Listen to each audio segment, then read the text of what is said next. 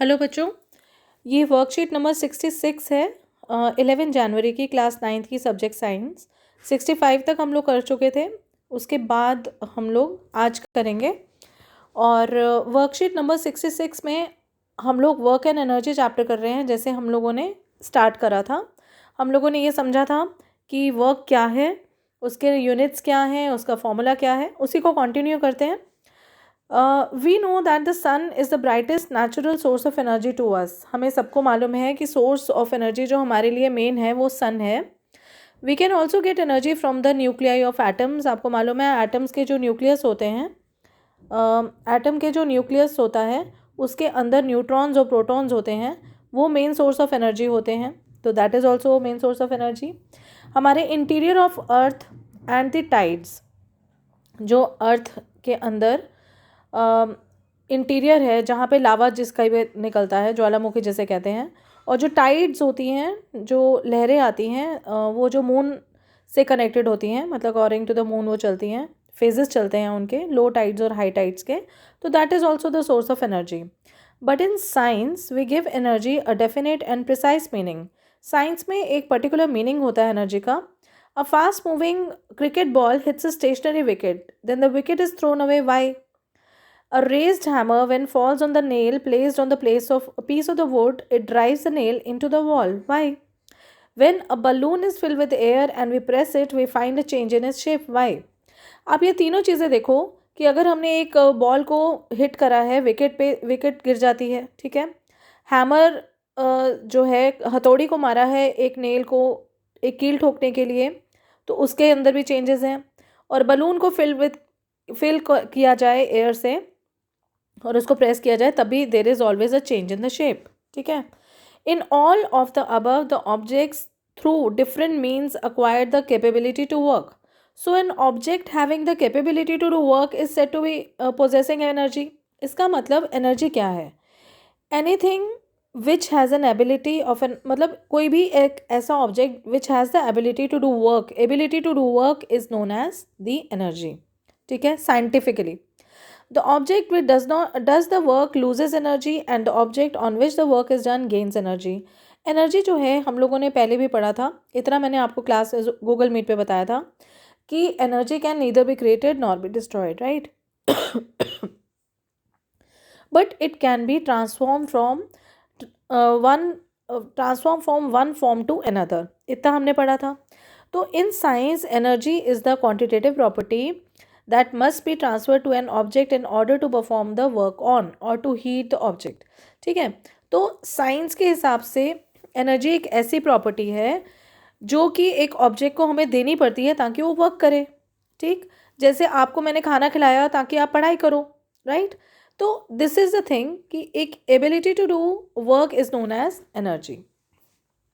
Energy के units आपको पता है, जूल है, ठीक है। जूल एसआई यूनिट किसका है? वर्क का, ठीक है। तो any object that possesses energy can do work. So the energy possessed by an object is measured in terms of its capacity to do work. So SI unit of energy is same as that of work, क्योंकि दोनों का energy is the ability to do work, तो उसका unit भी वही रहेगा। और एक जूल को हम लोग कैसे डिफाइन करेंगे कि 1 joule energy is the energy required to do 1 joule of work, ठीक है। Sometimes you use a larger unit, क्योंकि जिसको किलो जूल कहा जाता है, तो 1 kilo joule is equal to 1000 joules, ये आपको पता है।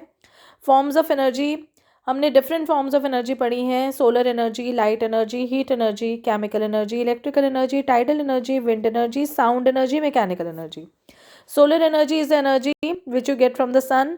Light energy is energy which you get from your bulbs, your tube lights, घर में जो भी इक्विपमेंट्स होते हैं वो। हीट एनर्जी बल्ब से भी होती है।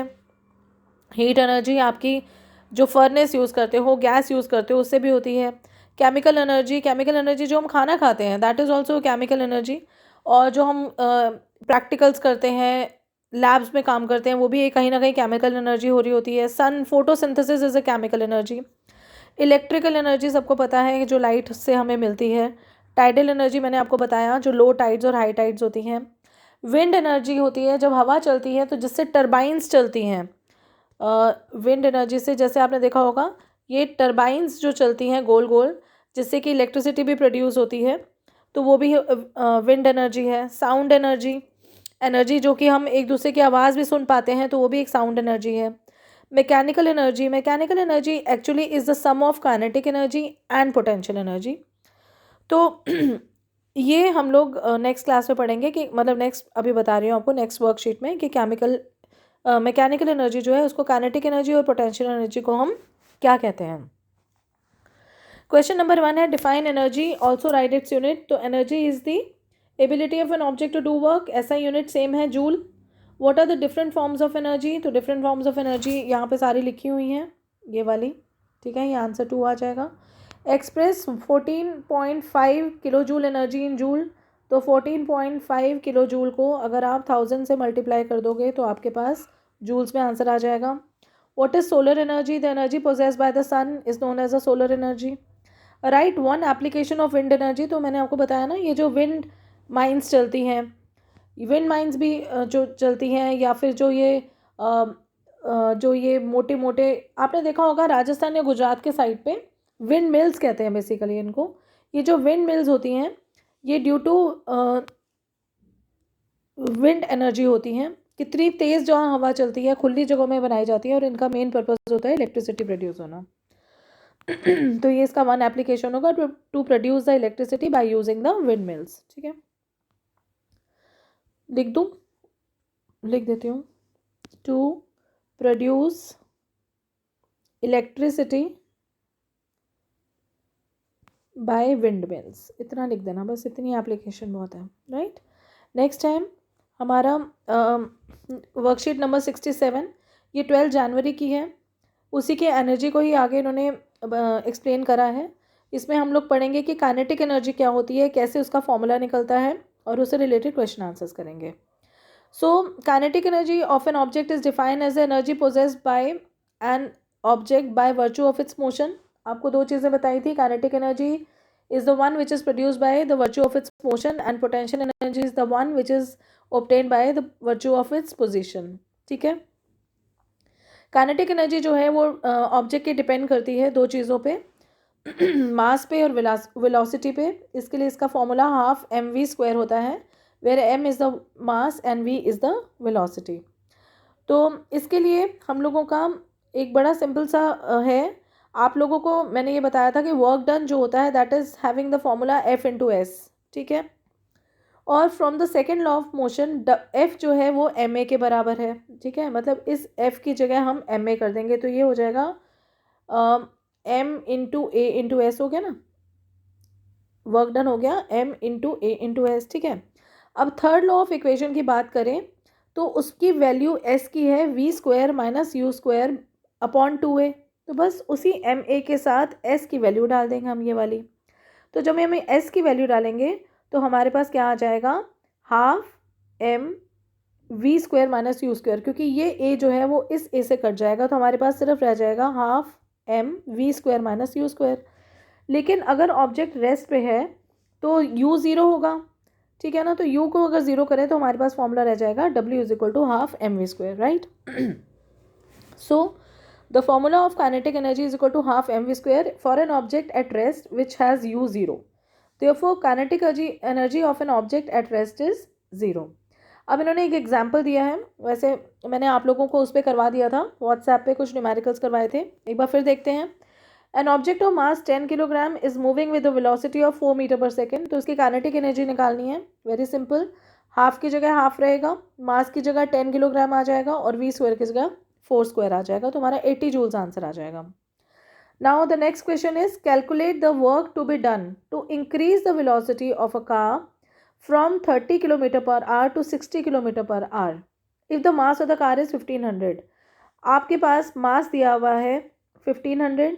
ठीक है, अब यहाँ पर v और u दोनों दिए हुए हैं, तो यहाँ पर आपका फॉर्मूला आ जाएगा ये वाला, हाफ m v² - u²। बस सिर्फ वैल्यूज ही पुट करनी है, m की जगह आपको 1500 करना है और v² - u² की जगह आपको ये करना है 50/3² - 25/3²। ये क्यों करा है, क्योंकि एक्चुअली मीटर पर सेकेंड में बदल दिया है।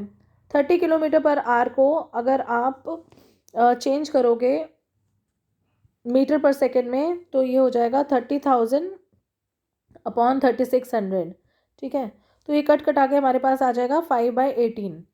तो जो 30 को 5/18 से मल्टीप्लाई करोगे तो हमारे पास 25/3 आ जाएगा, ठीक है। और v हमारा जो है 50/3 आ जाएगा। बस हम लोगों ने उसी की वैल्यू पुट करी है, v² - u²। तो हमारा आंसर ये आ गया है। Here we are using formula mv² - u²/2। बस ये ध्यान रखना, ठीक है। चलो जी, अब डिफाइन काइनेटिक एनर्जी। तो I think you can do it yourself. The energy having virtue of its the energy of an object, kinetic energy of an object is defined as the energy possessed by an object by virtue of its motion, ठीक है।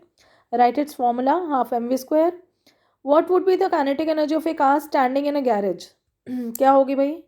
एक kinetic energy of A car standing in a garage, क्योंकि वहाँ पे u0 है, v0 है, तो हमारा क्या आ जाएगा? 0 ही आ जाएगी kinetic energy, right. Third question है, on what factors does the kinetic energy of an object depends? तो काइनेटिक एनर्जी डिपेंड करती है मास पे और वेलोसिटी पे। फिर क्वेश्चन नंबर 4 है, the kinetic energy of an object of a mass moving with a velocity of 5 metre पर second is 25 joules. What will be the kinetic energy when its velocity is doubled? इसकी velocity को double करना है, तो velocity को 5 की जगह 10 कर देना है, ठीक है। और ये मैंने आपको करवाया भी था क्वेश्चन। और इसकी काइनेटिक एनर्जी जो है वो कितनी दी हुई है? 25 जूल। तो 25 जूल काइनेटिक एनर्जी दी हुई है। हाफ की जगह हाफ लिखोगे, मास तुमने, और v की जगह क्या आ जाएगा? 10 आ जाएगा, ठीक है। तो ये हो जाएगा 5m = 25। m हमारा आ जाएगा 5। अब हमारे पास मास आ गया है 5, ठीक है ना। तो आप हाफ इंटू मास की जगह ये लिखोगे, और वेलोसिटी अगर डबल करोगे तो ये इतनी आ जाएगी, ठीक है। ये हमारा आ जाएगा 250। मैंने आपको करवा दिया था, फिर भी मैं दोबारा एक बार फिर बता देती हूँ। आपने काइनेटिक एनर्जी मास पहले निकालना है, क्योंकि उसकी जो काइनेटिक एनर्जी है 25 जूल दी हुई है, और वेलोसिटी जो है, पहले मास ही निकाल लो ना, हाफ mv² = 25, ठीक है ना। तो ये हो जाएगा हाफ इंटू m इंटू 25 = 25। तो 25m = 50। तो m हमारे पास आ जाएगा 2, ठीक है। उसके बाद बस वेलोसिटी को डबल कर दो 10 करके और फॉर्मूला लगा दो, राइट। तो फिर नेक्स्ट क्वेश्चन है, certain force acting on a 20 kilogram mass changes is velocity from 5 metre पर सेकेंड टू 2 मीटर पर सेकेंड। तो calculate the work done by the force. तो इसमें आप वही वाला फॉर्मूला लगाओगे, W = half m v² - u², okay. तो 20 के मास की जगह 20 लग जाएगा, और v² की जगह जो है 5² - 2² हो जाएगा, ठीक। तो ये आपका ये वाला फॉर्मूला इस पर लग जाएगा, ये वाला। तो नेक्स्ट हमारी जो वर्कशीट है वो है वर्कशीट नंबर 68। इसमें हम पढ़ेंगे potential energy. Potential energy is any energy which is there by virtue of its position, ठीक है। जैसे कि हम स्ट्रेच करते हैं एक स्ट्रिंग, बो के स्ट्रिंग को, मतलब धनुष कमान को, तो muscular energy of our body is transferred as the potential energy in the string. तो हमारी जो मस्कुलर एनर्जी है वो एज पोटेंशियल एनर्जी उस धागे में ट्रांसफ़र हो जाती है। This is converted to kinetic energy. और जब हम उसको छोड़ते हैं, जब तीर निकलता है मोशन के लिए, तो वो फिर कन्वर्ट हो जाती है काइनेटिक एनर्जी में, ठीक। And when arrow is release by the bow, right, as it shape changes back to normal, क्योंकि इसकी शेप फिर से वापस नॉर्मल हो जाती है। तो potential energy of an object eight a height, आपको मालूम है, ये मैंने पोटेंशियल एनर्जी जो है इसमें इसका फॉर्मूला होता है m × g × h, where m जो है वो मास है, g acceleration due to gravity है, ठीक है, और h जो है वो हाइट है। तो वर्क डन हमारा जो होता है वो क्या है? Force into displacement. तो फोर्स की जगह हमने m × a की जगह m × g लगाना है। तो हमारा फॉर्मूला हो जाएगा W = m × g × h। तो ये हो गई आपकी पोटेंशियल एनर्जी का फॉर्मूला। पोटेंशियल एनर्जी की भी जो यूनिट्स हैं वो सेम है, जूल्स। और इसमें एग्जाम्पल दिया हुआ है, an object of a mass 2 kilogram is first raise to the height of 5 metres and then the 10 metres. तो इसमें आपका सिंपल फॉर्मूला लगेगा mgh2 - mgh1, राइट, क्योंकि दो हाइट्स आपको दी हुई हैं। तो हमारा ये आ जाएगा, हमारी जो हाइट 5 पे हमारा आ जाएगा 100 जूल्स और हाइट जो 10 है उसमें हमारा आ जाएगा 200। तो डिफरेंस हो जाएगा पोटेंशियल एनर्जीज का 100 जूल्स का। ठीक है, फॉर्मूला सेम लग रहा है। फिर नेक्स्ट क्वेश्चन है कि what will be the potential energy of 1 kilogram mass kept at a height of 5 metres. तो सिंपल है, फॉर्मूला mgh है, m की जगह 1 लगेगा, g की जगह 10 दिया हुआ है उन्होंने 10 लगेगा। अगर आपको 10 दिया तो आपको 10 ही यूज़ करना है, अगर 9.8 दिया है तो वो करना है, और अगर कुछ नहीं दिया तो 9.8 ही देना है। ठीक है, तो ये हमारा आ जाएगा 50 जूल्स।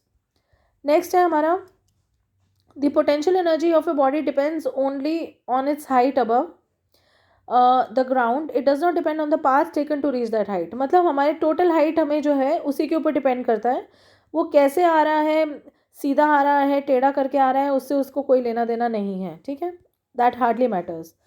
और a ball falling from a certain height gets accelerated continuously as its potential energy continuously changes into kinetic energy। आपको मैंने जैसे ही बताया, मतलब सिंपल सी बात है कि अगर ये बॉल रखी है यहाँ पे और उसके बाद एकदम से गिर गई, तो पहले जो उसकी पोटेंशियल एनर्जी थी वो mgh थी और वो काफ़ी ज़्यादा थी, राइट। लेकिन जैसे ही बॉल नीचे गिरी तो उसकी पोटेंशियल एनर्जी किस में कन्वर्ट हो गई, काइनेटिक एनर्जी में। और उसके बाद जब यहाँ पर वो फिर पहुँच गई और फिर रुक गई तो वो फिर mgh में बदल गई, पोटेंशियल एनर्जी में बदल गई, राइट। तो फर्स्ट क्वेश्चन है इसका, which of the two possess potential energy, string of the stretch bow और an arrow release from a bow. Obviously arrow वाली जो काइनेटिक एनर्जी होगी, पोटेंशियल एनर्जी कौन सी होगी, string of the stretch bow. Question number 2 है, derive the potential energy formula of an object place at a height above the ground. तो यही वाला आप लोग करोगे, M W is equal to F into S लिखोगे, एफ की जगह एम इंटू ए इंटू एस लिखोगे और ए की जगह एम इंटू जी इंटू एच कर दोगे। ठीक है, तो ये हमारा फॉर्मूला डिराइव हो जाएगा। फिर है कि a stone of mass 5 kilogram is kept at a height of 10। मास दिया हुआ है, हाइट दी हुई है, ठीक है, और आपको जी की वैल्यू मालूम ही है, फाइंड इट्स पोटेंशियल एनर्जी। तो सिंपल लग जाएगा, 5 इंटू 10 इंटू 10 हमारा आंसर आ जाएगा। नेक्स्ट है कि right 3 examples of A potential energy possessed bye a body. कोई भी एग्जाम्पल लिख देंगे आप, a ball kept on the table, a book kept on the table, ठीक है, कुछ भी, anything which is having position, आप उसका वो एग्जाम्पल लिख देंगे। नेक्स्ट हमारा आती है वर्कशीट नंबर 69 जो कि 14 जनवरी को आई थी, और इसमें हम लोगों ने law of conservation of energy ही समझना है कि what is law of conservation of energy. इसमें मैंने आपको दो चीज़ें बताई थी, पहला, energy can neither be created nor be destroyed, second, it can be transform from one form to another. ठीक है, तो इसमें जैसे हमने स्टार्ट करा था, let an object of mass m be made to fall freely from a height H. हमने एक ऑब्जेक्ट लिया है जिसका मास m है और उसको हमने गिरने दिया, ठीक है। At the starting it's potential energy is maximum, क्योंकि mgh है, जैसे मैंने अभी बताया ऊपर कि भाई एक चीज़ जो रखी हुई है वो ड्यू टू पोजीशन है, तो उस वक्त उसकी mgh जो है, पोटेंशियल एनर्जी है, वो काफ़ी ज़्यादा है, राइट। एंड इस वक्त इसकी काइनेटिक एनर्जी ज़ीरो है क्योंकि ये मूव नहीं कर रही। नाउ हमारी टोटल एनर्जी कितनी हो गई, mgh हो गई। अब क्या हुआ, जैसे ये गिरेगी तो इसकी काइनेटिक एनर्जी जो है वो मैक्सिमम हो जाएगी, हाफ mv² हो जाएगी, लेकिन यहाँ पर जो पोटेंशियल एनर्जी है वो ज़ीरो हो जाएगी, तो टोटल एनर्जी यहाँ पे भी कंप्लीट हो गई, ठीक है, हाफ mv² हो गई। तो अब यहाँ पे the kinetic energy would be the largest and potential energy will be zero, जैसे मैंने बताया। हाउएवर अगर हम देखें तो जो सम है इन दोनों का, the sum of potential energy as well as the sum, मतलब and the kinetic energy is constant, ठीक है, क्योंकि टोटल एनर्जी उतनी ही रही है। सपोज mgh वहाँ पर 5 जूल थी, ठीक है, और यहाँ पे काइनेटिक एनर्जी अब 5 जूल है, पहले भी 5 थी, ठीक है, अभी भी 5 है, कांस्टेंट नहीं रही ना, वो बढ़ी तो नहीं। So the sum of the kinetic energy and the potential energy remains constant and this is known as the total mechanical energy, right. अब इसमें आपको मैंने बोला भी था, ये टेबल दिया हुआ है और आपको टोटल एनर्जी निकालनी है। अब ये तो खैर लास्ट क्वेश्चन में है, उससे पहले हम दो चीज़ें और देखेंगे कि we find that during the free fall of the object the decrease in potential energy at any object in its path appears as an equal amount of increase in kinetic energy. हमने ये जो चीज़ देखी कि पहले kinetic energy zero थी और potential energy maximum थी, उसके बाद क्या हुआ कि भाई काइनेटिक एनर्जी इंक्रीज हो गई और पोटेंशियल एनर्जी डिक्रीज हो गई, राइट। और लास्ट में क्या हुआ कि there is thus a continual transformation of gravitational potential energy into kinetic energy. मतलब जब पोजीशन फिक्स है तब पोटेंशियल एनर्जी मैक्सिमम है, जब चीज़ गिर रही है तो काइनेटिक एनर्जी मैक्सिमम है, और जब चीज़ गिर के फिर वापस आ गई तब भी उसकी पोटेंशियल एनर्जी मैक्सिमम है, राइट। तो the sum total of the energies remains the same. अब इसमें state the law of conservation of energy, तो ये आप यहाँ से कर लेंगे। Answer number 1, why does the oscillating bob eventually come to the rest? Because it acquires the potential energy. What happens to its energy eventually? Is it a violation of the law of conservation of energy? No. Oscillation जो Bob है वो पहले kinetic energy उसकी ज़्यादा थी, right. उसके बाद जब वो रेस्ट पे आ गया तो उसकी पोटेंशियल एनर्जी ज़्यादा हो गई, तो सम टोटल तो वही रहा ना। It is not violating the law of conservation of energy. अब आपके पास ये है टास्क है करने के लिए कि एक ऑब्जेक्ट दिया हुआ है तुम्हें 20 किलोग्राम्स का, it is drop from the height of 4 metres, ठीक है, मतलब m दिया हुआ है और हाइट दी हुई है। Calculate the table by computing the potential energy and kinetic energy in each case. तो ये आपने निकालना है। अब जैसे हाइट 4 पे, इसमें उनकी पोटेंशियल एनर्जी जो है वो 800 है। कैसे?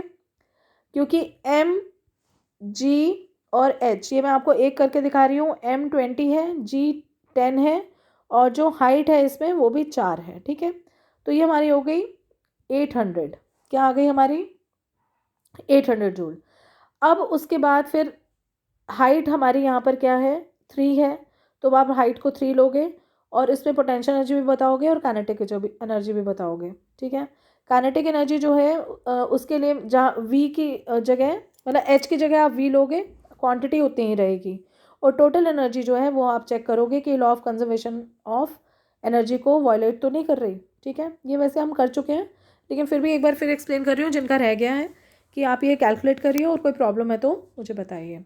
तो ये थी हमारी 14 जनवरी तक की वीडियोस। नेक्स्ट वीडियोस में एक बार फिर मिलती हूँ आपसे, तब तक अपना ध्यान रखिए, सुरक्षित रहिए, घर पे रहिए, टेक केयर, बाय।